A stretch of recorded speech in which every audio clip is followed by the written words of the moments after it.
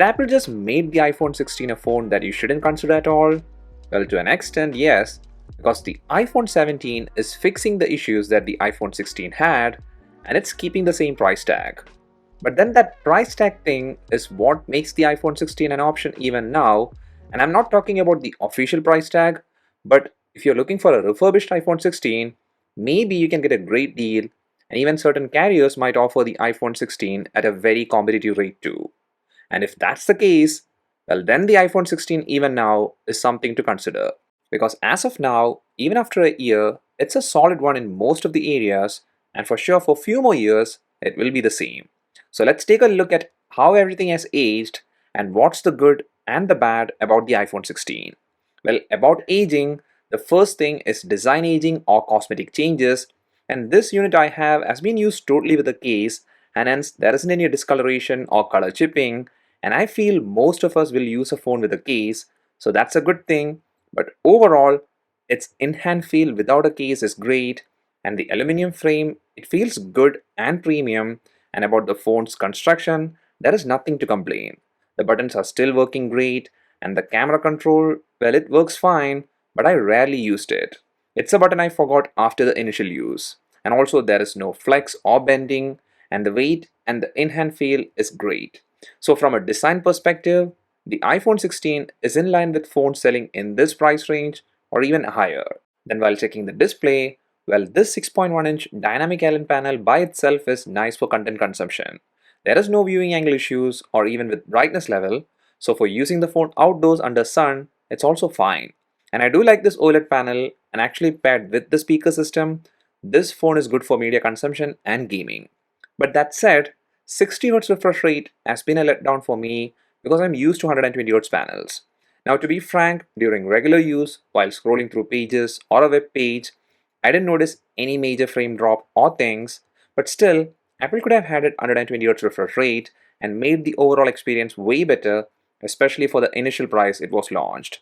And that can be seen in the iPhone 17 because they added 120Hz panel to it, that is the ProMotion display, and they even made the display a 6.3-inch one.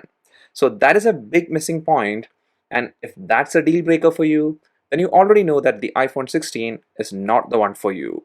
Now this 60Hz panel is a drawback thing for the iPhone 16, but still if you're not someone who is very much into this extremely smoothness, no frame drop thing, well then you won't have issues with the 60Hz panel because with performance, this phone still doesn't show any issues. And the A18 chipset is fast and powerful, and paired with 8 GB of RAM, my user experience over this time has been fine and issue free. It's smooth, fast, and it stayed like that. I didn't experience any overheating with moderately heavy tasks or even while recording 4K video, and overall, this is a strong feature of the iPhone 16.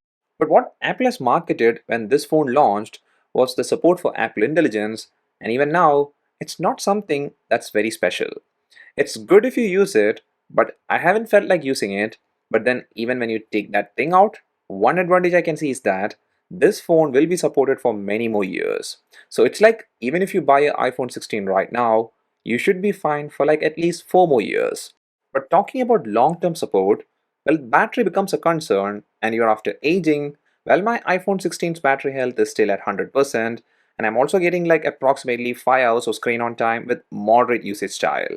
And to put it simple, it lasts me a whole day. And for charging, there is a USB-C port which supports fast charging, and also you can do MagSafe charging up to 25 watt, which is a plus point. Then focusing on one of the most core things with smartphones as of now, I mean the cameras, this phone has a great camera system, especially the main 48 megapixel camera. The best photos are taken under good lighting conditions, but even in low lighting setting, you can take pretty much good photos. Well, there is only two cameras at the back, and the secondary one is a 12 megapixel ultra wide, and I don't use it much, and I prefer to have a 5x telephoto rather than this, but then it's still something that comes in handy if you want to take a landscape pic. But the secondary camera is actually only good when there is proper lighting. And by the way, the secondary camera has a handy trick where you can take macro photos with it. When it comes to video recording, well, the main camera shines the most. This main camera system in the iPhone 16 can record really excellent video at 4K 60 FPS, and it's always been a strong point for most iPhone cameras.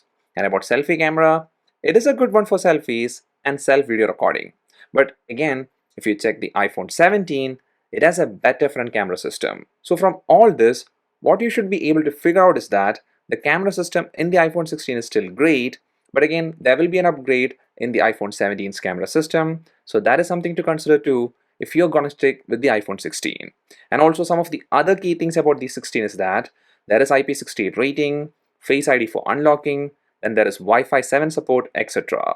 And these are few flagship features, so that's also a plus point for the iPhone 16. Well, from all this, one thing that should be clear is that iPhone 16, even after a year, is a very solid option, with a major drawback being the 60Hz display panel. But if you're not very picky about the refresh rate or extreme scrolling smoothness, and you're not concerned about the front camera system, and you're only looking for a solid phone which gives almost a flagship level experience in most of the areas, and you want it to last for a long period of time, and mainly you're looking for great offers, then the iPhone 16 is surely a one to consider. And by the way, get this over the iPhone 16e because the 16 is way better than the 16e. Well, that's up for this video. If you're an iPhone 16 user, how's your user experience going? Or if you're in the market for buying a new phone, what is your preference? Will you save money and get the iPhone 16, or you'll spend the extra and get the iPhone 17?